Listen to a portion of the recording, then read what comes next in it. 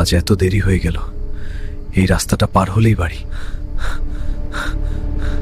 শুনছো, রাত শেষ হয়ে আসছে। কি বলছি এখনে? কি বল? শিমুলতলা গ্রামে রাত নামলেই কুয়াশা নামে। আজ এত দেরি হয়ে গেল, এই রাস্তাটা পার হলেই বাড়ি। এই বাড়িটা জানাবেলেন? পানি, একটু পানি দাও। কে আপনি? এই রাতে এখানে কি করছেন? সে মাথা তোলে। ও রাশিদ, তুই চুপ। 3 দিনের জ্বরে রাশিদ মারা যায়। আমি আজ এই অভিশাপ ভাঙব। বিসমিল্লাহ। পানি।